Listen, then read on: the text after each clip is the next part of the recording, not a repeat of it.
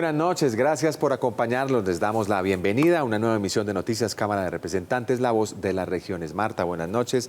Hay gran expectativa y apoyo de varios partidos a una iniciativa que también lidera el presidente de la Cámara, David Racero, que tiene que ver con la reducción de los salarios de los congresistas y de sus vacaciones. Los saludo a usted, Edwin, y por supuesto a nuestros televidentes, quienes se conectan a esta hora con Noticias Cámara de Representantes.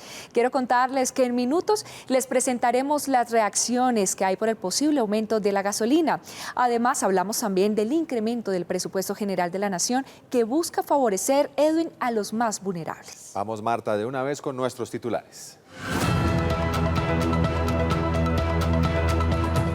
Proyecto de ley reduciría salarios y vacaciones de los congresistas. Presidente de la Cámara, David Racero, lidera proyecto para eliminar privilegios y beneficios de los parlamentarios.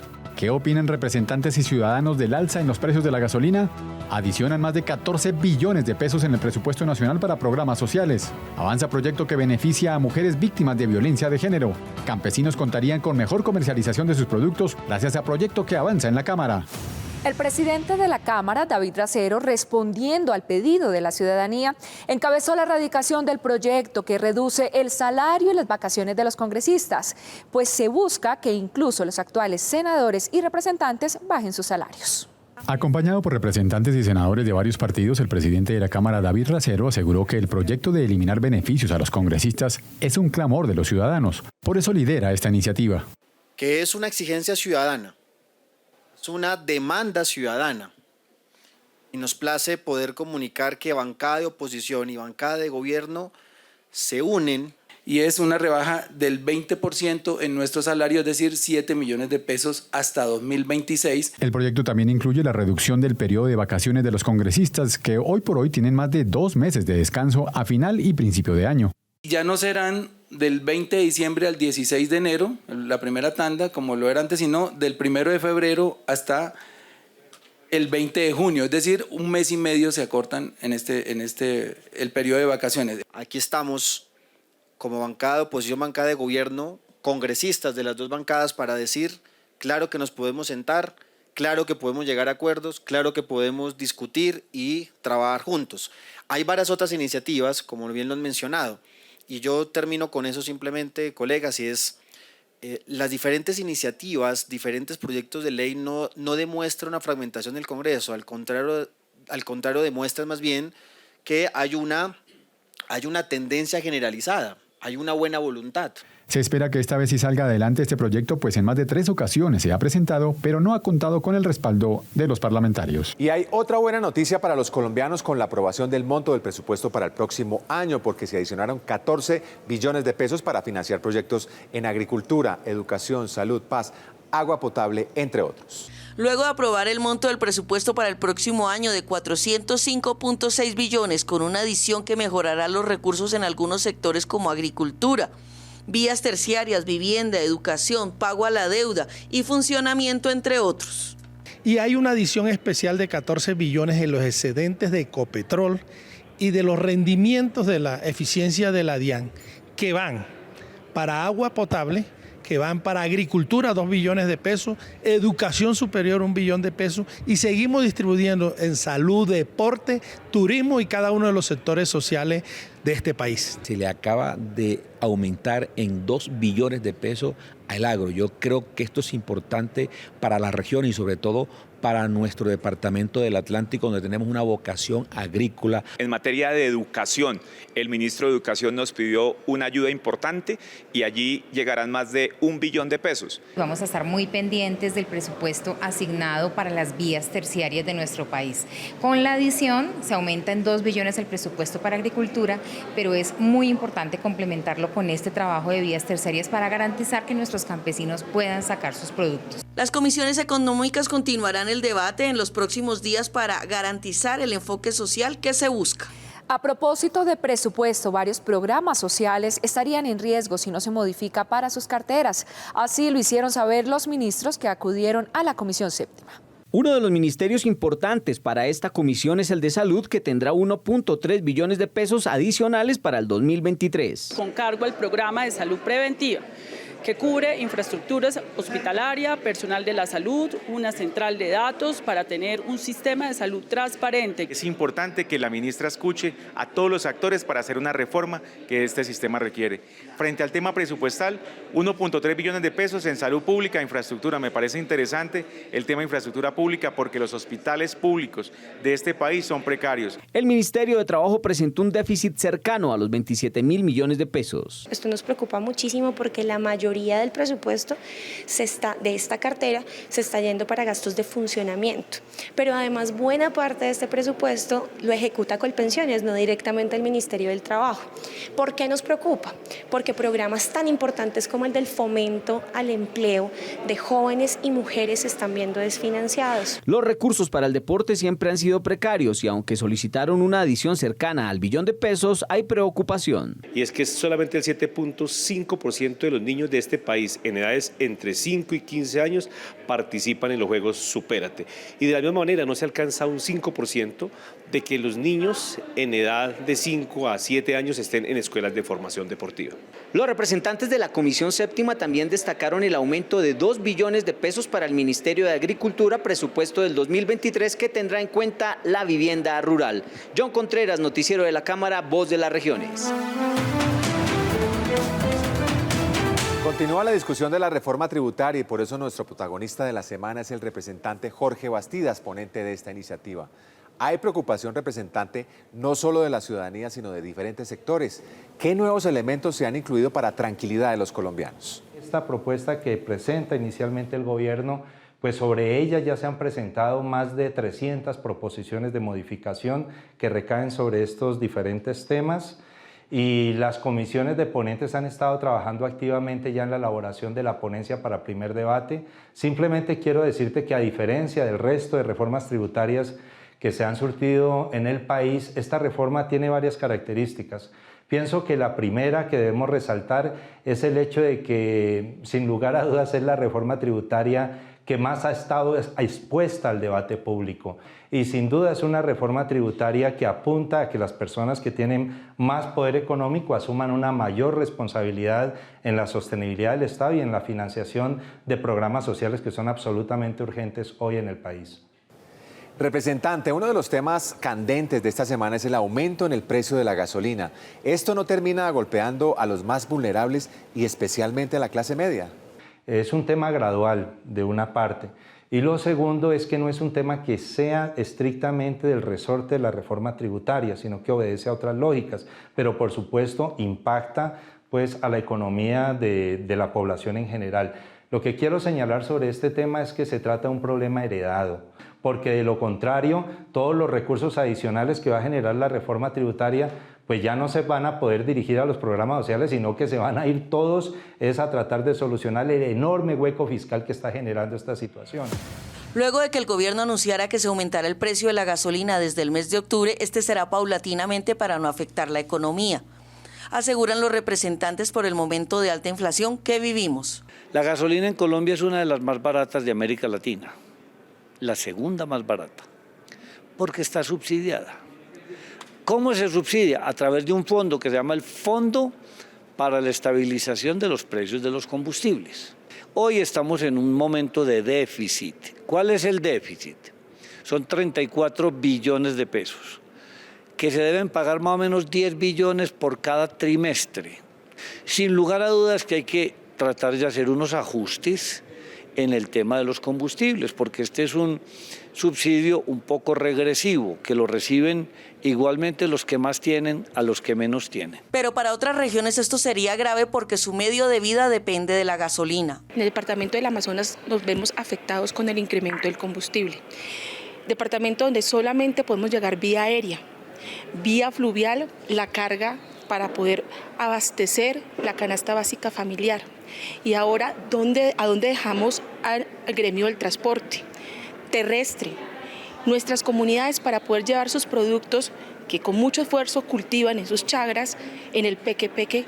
Imagínense el aumento del combustible para estas comunidades. Las comisiones económicas continuarán muy atentos a los ajustes en los combustibles en los próximos días. Continuamos con el representante Jorge Bastidas, ponente de la reforma tributaria. ¿Esta decisión de nivelar los precios de los combustibles aumentaría los precios de los productos de la canasta familiar? Pues en principio ese efecto no es evidente, en tanto que, como lo dijimos anteriormente, se va a sostener la estabilización de los precios de la CPM. La CPM es el combustible que utiliza el transporte de carga de los alimentos, es el transporte público, por lo tanto, ni el transporte público ni los alimentos tendrían que tener un efecto inflacionario. Representante, lo invito para que escuchemos las opiniones de transportadores y taxistas sobre este incremento en los precios de la gasolina. Todo me había afectado porque ya no alcanza ni para pagarle la cuota al dueño del carro, imagínense. Mucho menos para comer o algo porque y con trancones y todo es más consumo, todo de combustible. Con un galón de gasolina me transporto de 2 a 4 días a la semana, con lo mismo que vale un galón ahorita me transportaría 2 días, un día. Pues mal todo el mundo porque es un artículo de primera necesidad, no nos la tomamos ni nada, pero sí la necesitamos. No estoy de acuerdo con eso. Uno tiene que cobrarle más al cliente y entonces el cliente no va a contratarlo a uno por eso. Representantes defienden la necesidad del incremento y afirman que este se hará de forma gradual. El país tiene un déficit presupuestal que será de 38 billones de pesos en el año 2022 por subsidiar los combustibles en Colombia. Es decir, 38 billones que se podrían destinar para los programas sociales del país. Se debe priorizar el subsidio al diésel.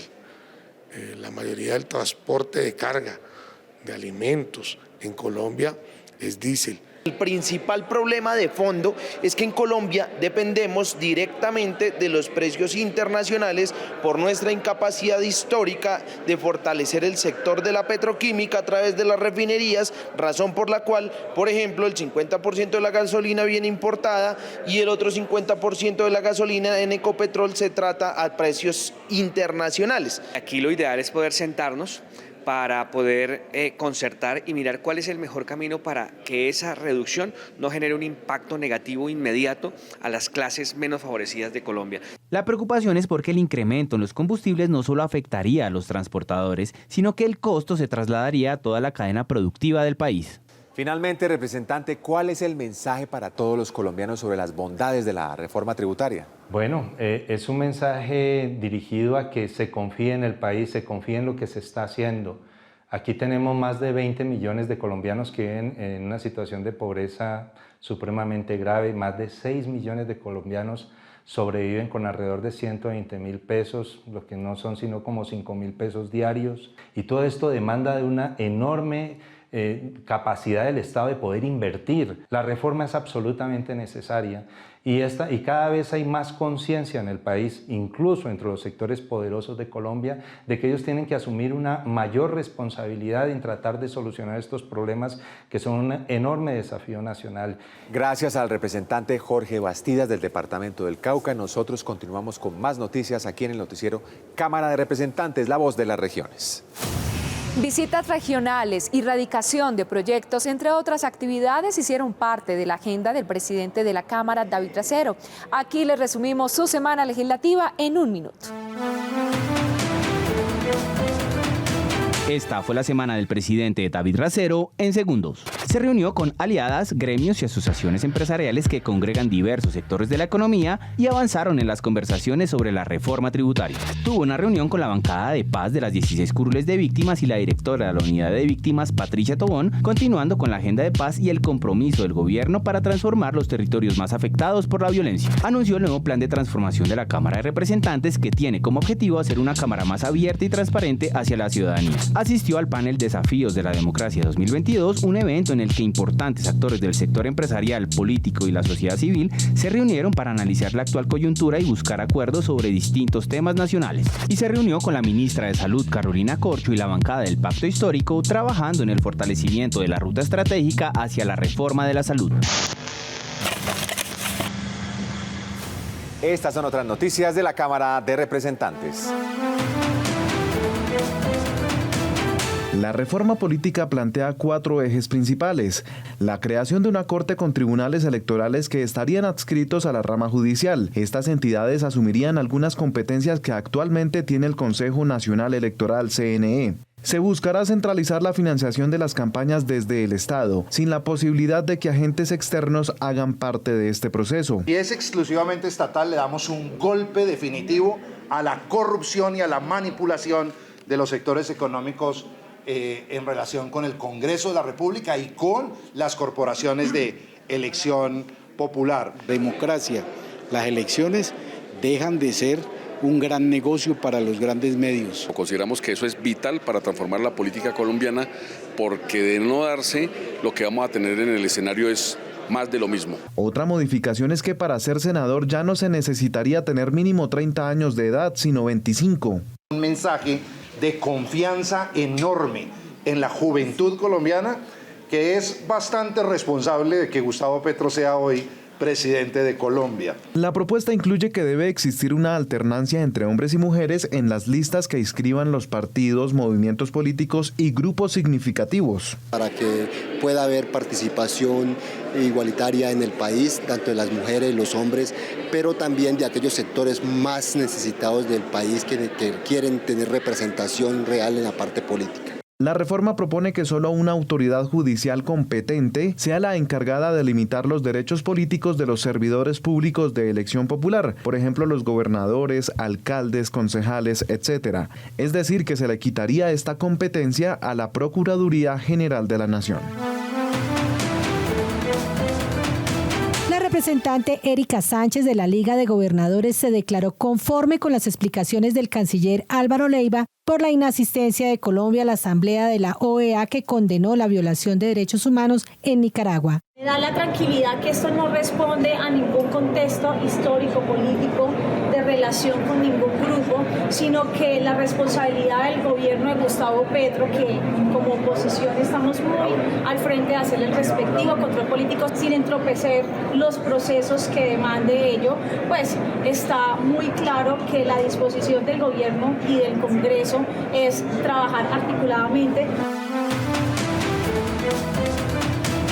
La primera vicepresidente compartió con el representante Eduardo del Pozo de Ecuador la experiencia de la construcción de la región metropolitana Bogotá-Cundinamarca y lo que se puede aplicar de este modelo en Pichincha, Ecuador. Por otro lado, la vicepresidenta socializó la instalación de la Comisión Accidental de Propiedad Horizontal, en donde entidades públicas, privadas y ciudadanía discuten desde su experiencia cómo actualizar la ley de propiedad horizontal. Definimos 10 mesas temáticas concertadas con las personas que asistieron a la comisión y cada una de estas mesas empezará a tener un cronograma, un plan de trabajo para que concluyamos al final de 6 meses cuáles son esos ajustes que debe tener la ley 675. Todo basado en la experiencia, en los temas que están sucediendo día a día en materia de propiedad horizontal. Como preocupante calificaron representantes de varias regiones en el país el deterioro del orden público en sus zonas. Desplazamientos, masacres y otros hechos generan temor en sus habitantes. 14 personas muertas es el saldo de las últimas 2 masacres en el país, una en Santander y la otra en Barranquilla. Es inaudito que personas le hayan quitado la vida de esa manera a estas personas, a esta familia, a un colega, un docente. En este año se han registrado 77 masacres. Desde la Cámara de Representantes le hacen un fuerte llamado al gobierno nacional. En el corregimiento de San Miguel se están desplazando muchas familias por ese enfrentamiento entre el Clan del Golfo y el ELN. No más violencia en el departamento del Chocó, no más violencia en Colombia. Estamos y rechazamos vehementemente los últimos acontecimientos en Caquetá, con la incineración de un bus de la empresa Comotor que cubría la ruta San Vicente del Caguán, Puerto Rico. Asimismo, la aparición de vallas, pancartas alusivas a grupos al margen de la ley y el aumento nuevamente del reclutamiento forzado de menores en nuestro departamento. Rechazo total a las masacres, a todos los hechos de violencia que se vienen presentando en el país, no solamente con la sociedad civil, con defensores de derechos humanos, sino también con los miembros de la Policía Nacional. El narcotráfico que está llegando, la delincuencia por peleas entre pandillas. Hoy estamos viviendo una situación muy dura en Colombia, pero además, ¿qué está sucediendo en Bogotá? Robos en plena ciudad, en vías principales. ¿Dónde está la autoridad? En Bogotá el panorama de violencia continúa en aumento. De acuerdo con las autoridades, han sido hallados 23 cuerpos en bolsas con signos de tortura en las localidades de Mártires, Kennedy, Bosa, Engativá y Suba. Un parte de tranquilidad envió la ministra de Minas y Energía, Irene Vélez, en materia de abastecimiento de gas y seguridad energética durante un debate de control político en la Comisión Quinta, donde también se ratificó la decisión de no fracking en Colombia. En el debate de control político por el anuncio de la compra de gas a Venezuela, los representantes de la comisión transmitieron sus temores por la afectación económica que esta podría presentar. Y demás temas como fracking y energía también se discutieron en la comisión. Preocupa porque 37 millones de colombianos utilizamos gas y en Colombia el 100% de gas que se produce realmente se gasta por parte de los colombianos. Segundo, reafirmó que no va a continuar con los proyectos pilotos de investigación científica que quiere buscar los impactos que puede tener el fracking en Colombia si se llega a realizar. Y tercero, después de este debate, pues quedamos muy preocupados porque se está poniendo en riesgo la seguridad energética de los 50 millones de colombianos. Me dio tranquilidad que la ministra nos hubiera dicho que hoy no se tiene pensado traer gas de Venezuela. Y digo que me dio tranquilidad por dos razones. Porque Ecopetrol dijo, primero, que no se le podía comprar gas a Venezuela sobre la base de unas sanciones de la Bolsa de Nueva York y del Tesoro de los Estados Unidos a PDVSA.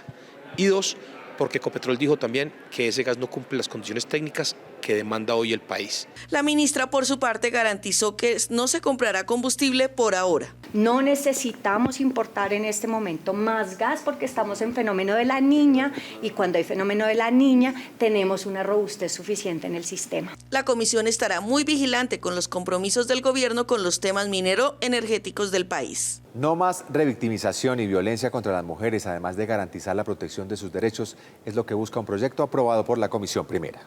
Varios representantes en compañía del Grupo Mujeres Invisibles han sacado adelante este proyecto para que los funcionarios se preparen y atiendan de manera adecuada a las mujeres víctimas de violencia. Una cátedra obligatoria 2 veces cada año para las autoridades administrativas, judiciales, de gobierno, que tengan que ver con la línea de atención a la violencia de género. Esto es sensibilizar un poco más lo que significa la violencia de género. A los funcionarios y a los servidores públicos que están en la línea de atención a las mujeres víctimas de violencia tengan no solamente de manera periódica, con un seguimiento permanente, esa capacitación para que las mujeres encuentren en cada funcionario ese verdadero espacio, no solamente de ser atendidas, sino también de saber que el Estado las está protegiendo. Con la aprobación de esta iniciativa se busca que exista una pedagogía en los funcionarios para comprender el fenómeno de violencia contra las víctimas, utilizando un lenguaje no sexista, sin prejuicios ni estereotipos. Una Cámara más abierta y participativa es el objetivo del nuevo plan de modernización que lidera el presidente David Racero. El lanzamiento de la iniciativa se cumplió esta semana. La ciudadanía será el centro de la modernización de la Cámara de Representantes. Los ajustes responderán a sus expectativas y necesidades. El plan de modernización de la Cámara de Representantes tiene 4 puntos fundamentales. Uno tiene que ver sobre transparencia, otro tiene que ver sobre comunicación, otro tiene que ver sobre formación y otro tiene que ver sobre participación ciudadana. En el fondo, ¿qué queremos?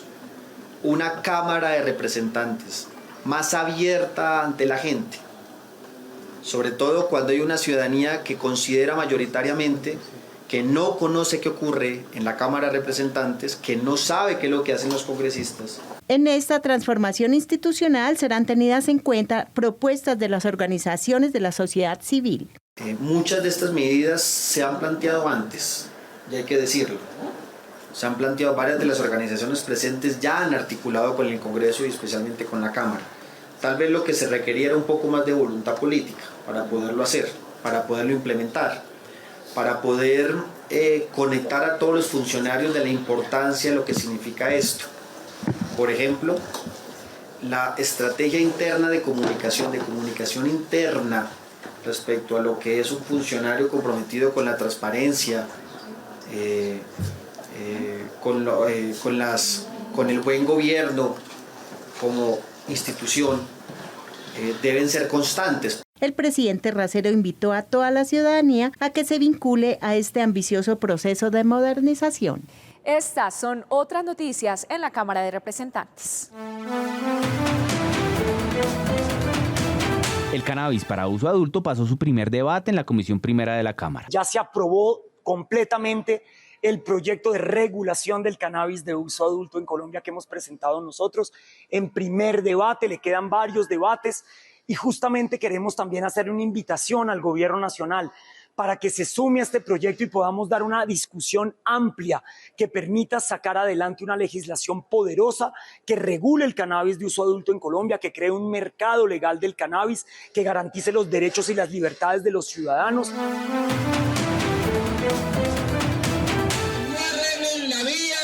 No pagamos más peaje. Continúan los bloqueos en varias vías de la región del Guavio en el departamento de Cundinamarca. La ciudadanía exige mejoramiento en las vías. Necesitamos una responsabilidad social de los operadores, de Enel, el Grupo de Energía de Bogotá, de Ecopetrol, por supuesto de empresas públicas, EPM, que generen esa responsabilidad social con la población. Esta población no aguanta más el deterioro de sus vías, que coloca en peligro la transitividad de esta gente noble de la región del Guavio.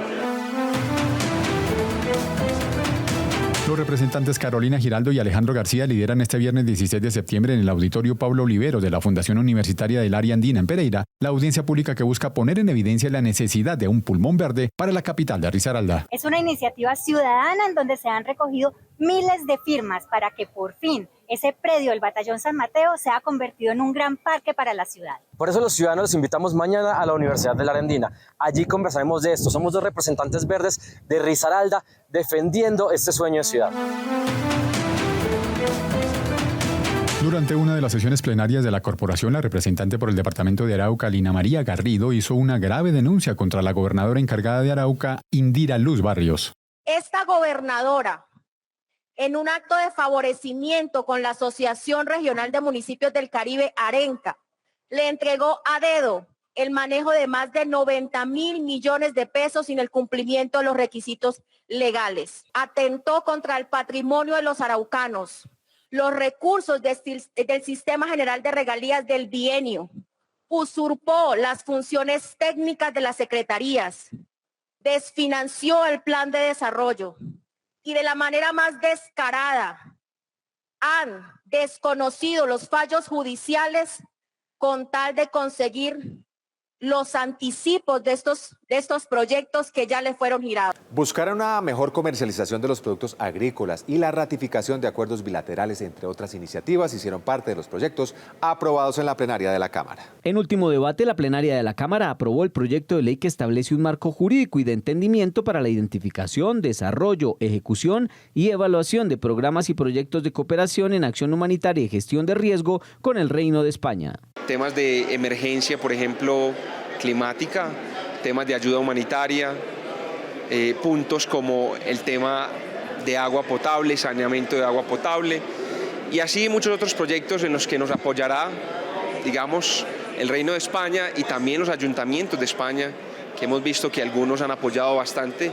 Y agradecemos eso y esperamos que esto pueda redundar en mayor beneficio del país. El Código Penal tendría nuevas modificaciones con el fin de ejercer un mayor control al uso y porte ilegal de armas de fuego, tal como lo contempla otro proyecto de ley que avanzó en la sesión plenaria. Que los delincuentes que porten armas de fuego, que cometen delitos como el homicidio, como el hurto, como las lesiones, no estén a las pocas horas o los pocos meses en libertad. Estamos eliminando todos los beneficios y subrogados penales para quienes son procesados por este delito y que la ciudadanía no tenga esa sensación o esa realidad de impunidad que está viviendo Colombia hoy. Otra iniciativa que avanzó en la plenaria busca crear una política pública que permita el fortalecimiento de los canales para la comercialización de los pequeños y medianos productores a fin de mejorar las cadenas de producción y el desarrollo rural.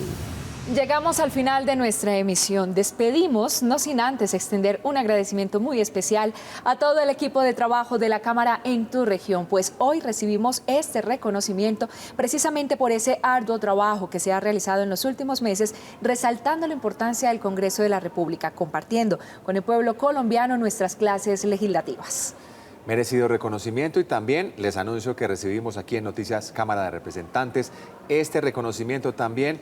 Una felicitación a todo el equipo técnico, a los periodistas, a la mesa directiva, a la dirección administrativa por su apoyo constante y este premio es de ustedes. Gracias por su sintonía cada semana. Buenas noches. Feliz noche.